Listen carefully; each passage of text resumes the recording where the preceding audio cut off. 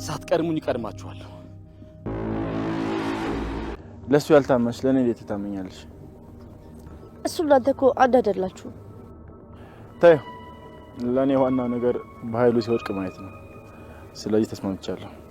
እሺ ግን አንተ እኔ ሰላም ልጅ እንደሆንኩ የሚያሳይ ማስረጃ ማምጣት ትችላለህ? ለሱ አታስቢ። በምትኩ እንዴ እትዬ ምን ሆነሽ ነው? አሁን ምንም አይነት ንግግር አልፈልግም። ወይዘሮ ገነት። አቤት ሰላም፣ እንዴት ነሽ? ተሻለሽ? ደህና ነኝ። ከዚህ በኋላ እዚህ ቤት ላይሽ አልፈልግም። እኔ ልጅሽን እንጂ የቀጠርኩት ሙሉ ቤተሰቡን አይደለም።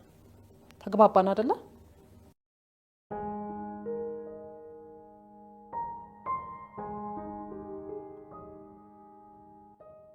እሺ ወይዘሮ ሰላም። እንዴ እትዬ ፀሐዬ፣ ወደ ልጅ ጋር እየሄድኩ ነው። ለምን ማለት ልትነግሪያት አይደለም? አይ ልነግራት ነው የምሄደው። ሳስበው መናገር አለብኝ። በአጉል ፍርሃት ልጄ ማወቅ ያለባት ነገር እየደበኳት ነው። እንዴ ገነት፣ ለምን ትነግሪያታለሽ? ቆይ ውሸትስ ቢሆን ምን ያክል እንደምትጎዳ እያወቅሽ? አዎ ግን የፈለገ ነገር ቢሆን ልደብቃት አይገባም። ነግራት እራሷን ብታረጋግጥ ይሻላል። ገነት መሄድ የለብሽም። ለምን ሲባል? ያው ለብሌን ሲባል ነዋ። ብሌን ደግሞ የኔ ልጅ ናት፣ እንድትጎዳብኝ አልፈልግም። አትጎዳም። እንደውም ካልነገርኳት ነው የምትጎዳው። አሁን አሳልፊኝ። አይ አትሄጂም። ሰላም ሰላም፣ ወደ ቻናሌ ቤተሰቦች እንዴት ናችሁልኝ? እንኳን ወደ ሰብለ ዩቲዩብ በሰላም መጣችሁ። አደራ ድራማ እንግዲህ አደራ ድራማ ላይ ብሌን አሁን ላይ እናቷን የምታገኝበት መንገድ ትንሽ እየራቀ መጥቷል ማለት ነው። እንደምታስታውሱት እንግዲህ ከዚህ ቀደም በክፍል 23 ላይ ሳሚ ብሌን ስልክ ላይ ደውሎ እናቷ ሰላም እንደሆነች ተናግሮ ነበረ። ነገር ግን እስካሁን ድረስ ወይዘሮ ገነት ይህን ነገር ለልጇ አልነገረቻትም። በዚህ መሀል እንግዲህ በብሌንና በሰላም መካከል ደግሞ ሌላ ጸብ ወይም ደግሞ ክፍተት እየተፈጠረ ይገኛል። ከስር ከስር ሁለቱ እንዳይቀራረቡ የሚያደርጉት ቃልና አቶ በኃይሉ አሁንም በድጋሚ ሰላም ከሆስፒታል ስትወጣ ጠብቀው የማይሆን ነገር ቀድመው አእምሯን ስለመረዙት ማለት ነው። ሰላም ወደ ቤት ስትመጣ ለብሌን ጥሩ ፊት እያሳየቻት አይደለም። አሁን ላይ ሰላምና ብሌን እንደ ቀድሞው በስርዓቱ ተቀራርበው ማውራት እንዳይችሉ ሆነዋል። እንግዲህ አሁን ላይ ቃልና ሳሚም ደግሞ አቶ በኃይሉን በጋራ ለመጣል እየተመካከሩ ይገኛሉ። አቶ በኃይሉ አያስፈልገንም፣ እሱን ፈንግለን እኛ እርስ በርሳችን ተደጋግፈን የምናገኘውን ንብረት ለጋራ መጠቀም እንችላለን እያለች ትገኛለች። ቃል ማለት ነው። ከነበረችበት ነገር ተመልሳለች እና እንግዲህ ወደ ቤት ስትመለስ ግን ሌላ ነገር ያው በብሌን ላይ እንግዲህ ሌላ ተንኮል እየሰሩባት ይገኛሉ። እንደምታስታውሱት ሳሚ የብሌን ስልክ ላይ ደውሎ ሰላም ትክክለኛ እናትሽ ናት ብሎ ተናግሮ ነበረ። ይህን ነገር የወይዘሮ ገነት የብሌን እናት ማለት ነው ለብሌን አልነገረቻትም። ምክንያቱም ነገሩ ውሸት ሊሆን ይችላል ብላ ስላሰበችም በዛ ላይ ደግሞ እሷን የምታገኝበት ጊዜ ስላላገኘች ነገሩ ሳትነግራት ነበር የቆየችው እና እንግዲህ አሁን ላይ ለመናገር ወስናለች።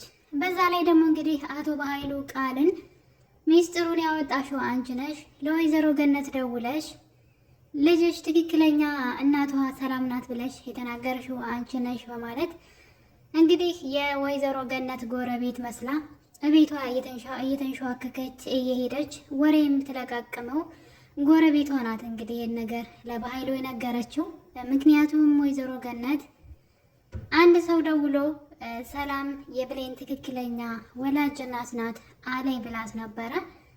ሴትዋ እንግዲህ እንደ ወዳጅ ቀርባ እዛ ቤት የሚካሄደውን ሁሉ የወይዘሮ ገነትን እቅድ እርምጃዎች በሙሉ ለአቶ በኃይሉ እያደረሰች ትገኛለች።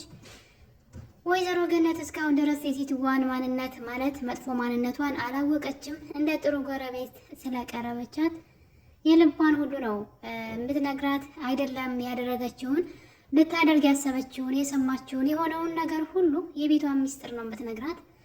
በዛ የተነሳ እንግዲህ አሁን ላይ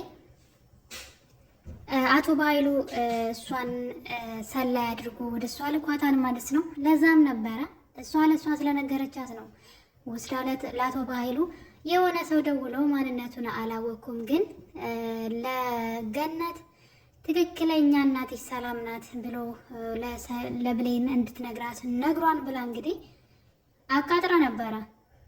ይህን ነገር እንግዲህ ሳሚ ማን ነው ያደረገው ነገር ብሎ ሲጠይቀው ሳሚ አላውቅም ስላለው አንተ ይህን ካላደረግ ልታደርግ የምትችለው ቃል ናት በማለት ወደ ሰላም ቤት ሄዶ እንግዲህ ቃልን ውሃ ውስጥ በሳፋ ውሃ አዘጋጅቶ ሲደፍቃትና በግድ ተናገሪ ብሎ ሲያስጨንቃት ነበረ።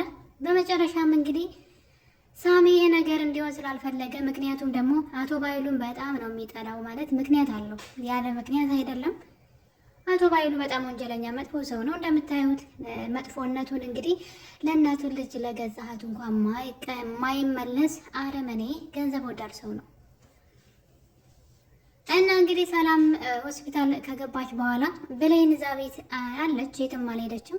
ይህን ነገር እንግዲህ ብሌን በሰዓቱ ከዳግም ጋር ዳግም ቤት ስለነበረች ይህ ቃል ላይ ሲያደርጉት የነበረውን ነገር አላወቀችም፣ አላየችም። በመጨረሻ ግን ወደ ቤት ስትገባ እንደምታዩት ቃል ውሃ ውስጥ ተደፍቃ ነበረ እና እንግዲህ ከሞት ነው የተረፈችው። በዚህ የተነሳ ብሌን እንግዲህ ለእሷ ስታግዝ ነበረ።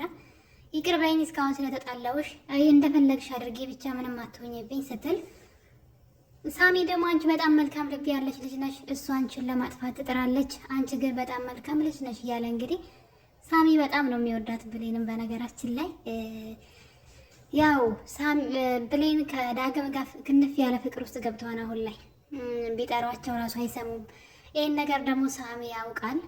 ምክንያቱም ሳሚ ይወዳታል፣ ከሱ ጋር ያለያያት ይፈልጋል፣ ለራሱ ማድረግ ይፈልጋል ብሌንን። እና እንግዲህ ይህን ነገር ያደረገባት በኃይሉ እንደሆነ ለብሌን እየነገረቻት ነበር ቃል። እና በመጨረሻም እንግዲህ በኃይሉን ለማስፈራራት ሞክራ ነበረ። ለወይዘሮ ገነት አንቺ ነሽ የነገረሻት ነው ያልከኝ እያለች በኃይሉን ለማስፈራራት ስትሞክር ነበር። በኃይሉም ደግሞ ነገሩ ግራ ገብቷት እባክሽ ቃል ተይ፣ አለመግባባት እኮ ነው ብሎ ነገሩን ለመሸፋፈን ሲሞክር፣ እሷ ደግሞ እሱን ለማስፈራራት ምን ያክል መሄድ እንደምትችል አጋጣሚዎቹን ካገኘች እሱን ማስፈራራት እንደምትችል እያሳየችው ነበረ። እና አንቺ ነሽ ነው ወይ ያልከኝ እያለች ትናገር ጀመረ። በዚህ ነገርም እንግዲህ ቃል ምን እያልሽ ነው? እናቴን ለምንድን ነው ስሟን የምትጠጠር? እናም እንግዲህ በመጨረሻም ይህን ነገር ብሌን አልሰማችም። ቃልን ለምን እንደዛ እንዳደረጓት በሰዓቱ በቦታው ስላልነበረች ነገሩን ማወቅ አልቻለችም። ነገር ግን የወይዘሮ ገነት ጎረቤት ገነት ወደ ሰላም ቤት እሄዳለሁኝ፣ ለልጄ እውነቱን እነግራታለሁ፣ የሰማሁትን ነገር መስማት አለባት፣ ምናልባት ነገሩን ከሌላ ሰው ብትሰማው እንደዚህ ቀደሙ ችግር ይፈጠራል፣ ስለዚህ ልነግራት ይገባል ትላታለች። ነገር ግን ጎረቤትየዋ እንግዲህ ትመጣና እንደዛማ መሆን የለበትም፣ አትሄጂም፣ በፍጹም እንዳትነግሪያት ትላታለች።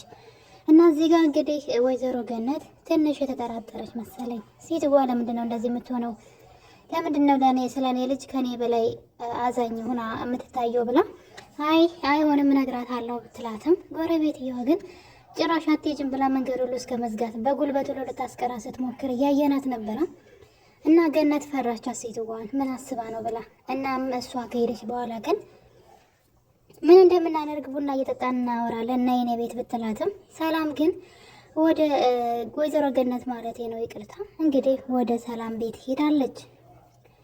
በዚህ መሀል እንግዲህ ቃል ደግሞ ሳሚ ጋር ደውላ ለአጋጣሚ ሳሚ አቶ በኃይሉ ቢሮ ከባይሉ ጋር ቁጭ ብለው ማን ነው ይሄን ነገር ያደረገው እያሉ እያወሩ እያለ ቃል ትደውላለች።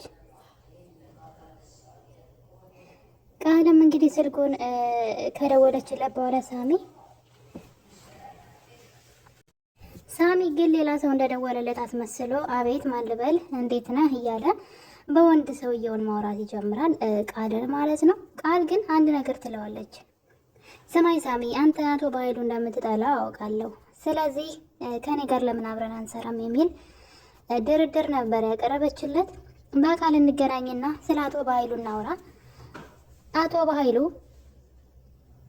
ለአንተም ጥላትህ እንደሆነ ከምታደርገው ነገር ተረድቻለሁ። ምክንያቱም መጀመሪያ ላይ እንግዲህ ብሌን እንደዛ ሆና ስታያት በኃይሉ እኮ ለእናትሽ አልማዝ እናትሽ እንዳልሆነች ማወቅ ለምን ተናገርሽ ለገነት ብሎ ነው እንደዚህ ያለኝ ብላ እንግዲህ ነገሩን አደባብሰው አልፋለች። ከሳሚ ጋር ግን በአይናቸው እየተጠቃቀሱ ነበረ። ጥሩ አደረግሽ አይነት ነገር ሲላት ነበረ።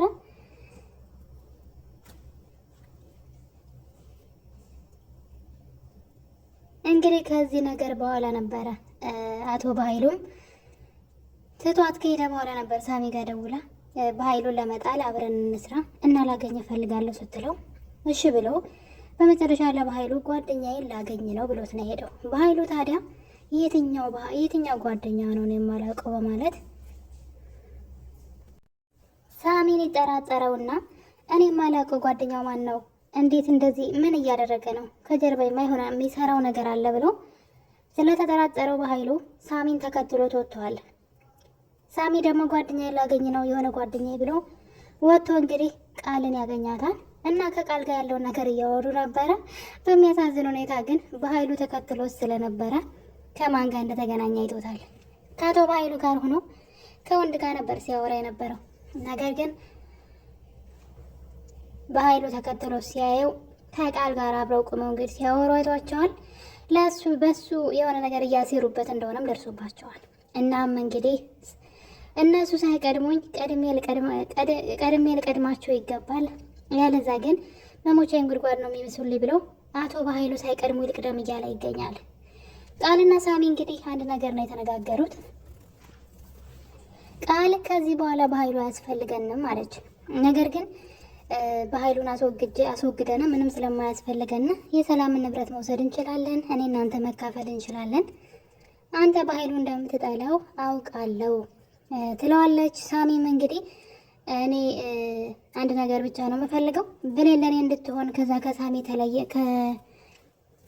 ከአዲሱ ፍቅረኛዋ ማለት ነው ከዳግም ተለይታ ከኔ ጋር እንድትሆን ካደረግሻት ለእኔ በቂ ነው። እኔ ከባኃይሉ ጠብቅሻለሁኝ፣ አንቺ ግን የፈለግሽውን አድርጊ ሲላት ችግር የለውም በኃይሉ ለእኔ ተወው፣ በቅርብ ዋጋውን ሰጠዋለሁ ብላ ፎክራ ነበረ። እና እንግዲህ ሰላምን አሁን ላይ የቃል ሀሳብ ምንድን ነው? ሳሚ የሚፈልገው ነገር ትሰጠዋለች፣ እሱም ደግሞ እሷ የምትፈልገው ሊሰጣት ተነጋግረዋል። በኃይሉ ደግሞ የሁለቱን ግንኙነት ጠንቅቆ አውቋል ማለት ነው።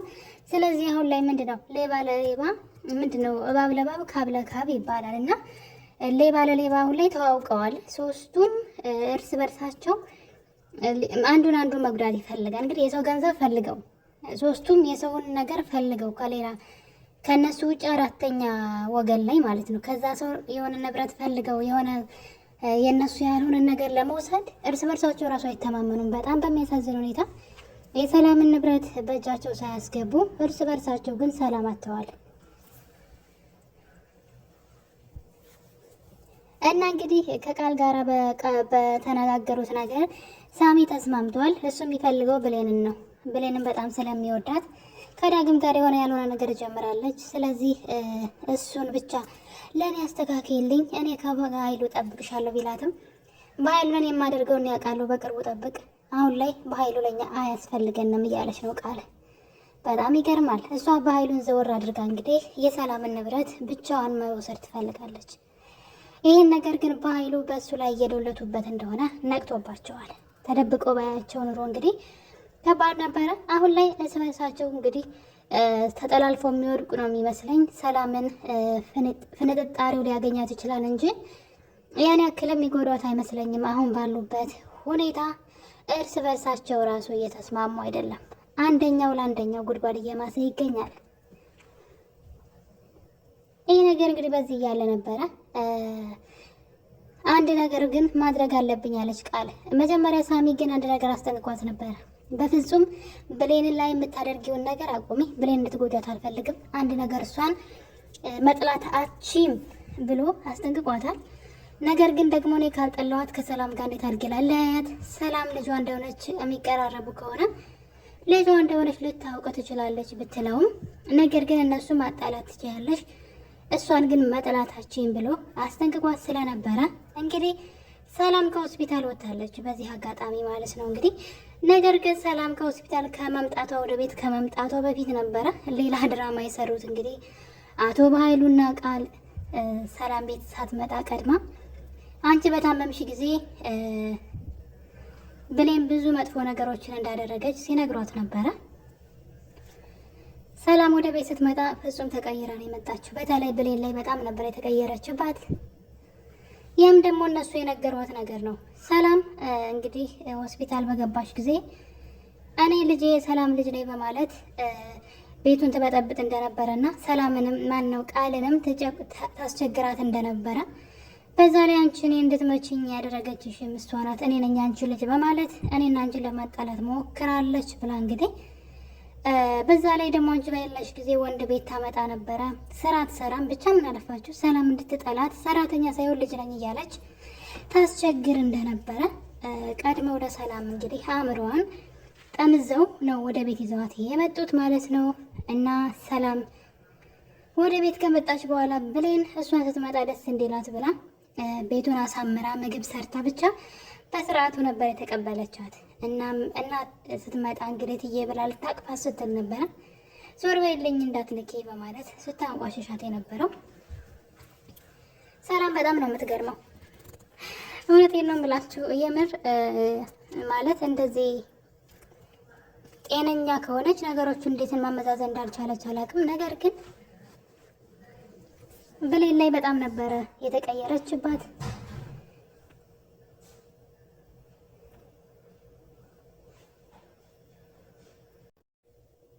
ሰላም ወደ ቤት በተመለሰችበት ሰዓት እንግዲህ ወይዘሮ ገነትም ወደ ሰላም ቤት ሄዳ ነበረ። ለብሌን እውነቱን መንገር አለብኝ፣ ሰላም እናቷ ትክክለኛ እናቷ እንደሆነች ሰው እንደነገራት፣ ይህን ነገር ደግሞ ማጣራት እንደምትፈልግ ከብሌን ጋር ለማውራት ነበረ ወደ ሰላም ቤት የሄደችው። ነገር ግን ሰዓቱ እኩል ነበር እንግዲህ የተገጣጠሙት። ሰላም ወደ ቤት ስትመጣ ወይዘሮ ገነትም ወደ ሰላም ቤት ስትሄድ ይገናኛሉ። እና ብሌን ልታቅፋት ስትል እንግዲህ ዓይንሽን ላፈር ብላ አንቺ በጣም ባለጌንሽ፣ ጉድሽን ሰማውልሽ እኔ ባልነበርኩ ጊዜ ምን ስታደርጊ እንደነበረ ልጅንም ስታሰቃያት ነበር በማለት ብሌን ላይ ስትነሳባት እያየን እንገኛለን። ነገር ግን ሌላም ነገር በጣም የሚያስጠላው ነገር ወይዘሮ ገነት ድንገት እግሯ ከዛ ቤት ነበር የደረሰው። እናም እንግዲህ ወይዘሮ ገነትን ክፉ ቃል ስትናገራት አይተናል። ወይዘሮ ገነት እኔ እኮ የቀጠርኩት ልጅሽ ስራ እንድትሰራልኝ እንጂ ቤተሰቡን በሙሉ አይደለም፣ እዚህ ምን ትሰሪያለሽ? ቤት የለቀሽ ውጭልኝ እያለች እንግዲህ ወይዘሮ ገነትን ጸያፍ ቃላቶች ስትናገራት ነበረ። እና እንግዲህ አቶ በኃይሉና ቃል ማለት ነው ለጊዜውም ቢሆን ሀሳባቸው የተሳካላቸው ይመስለኛል። ሰላም ብሌን ላይ ተቀይራባታለች። ወይዘሮ ገነት ለብሌን እውነቱን ልትነግራት ነበረ። ነገር ግን ሰላም ድንገት በሩን ከፍታ ትመጣና እንግዲህ ሳትነግራት ትቀራለች ማለት ነው። እና በጣም ነው የሚያስጠላው። እውነት ለመናገር ሰላም ቆም ብላ ማሰብ አለባት። ልጅቷ እንደዛ መናገር የለባትም። ነገ ከነገ ወዲያ ላይ ልጇ መሆኗን ስታወቅ ይቆጫታል ማለት ነው። እና ውድ ቤተሰቦች እንግዲህ ብሌን አሁንም አደራ ድራማ ላይ ብሌን እናቷን ማግኘት አልቻለችም፣ ወይም ደግሞ ከእናቷ ጋር መገናኘት አልቻለችም። እንቅፋቶች እየበዙባት ነው። በቀጣይ ምን ይፈጠራል አብረን የምናየው ይሆናል። እስከዛው ቸር ቆዩልኝ።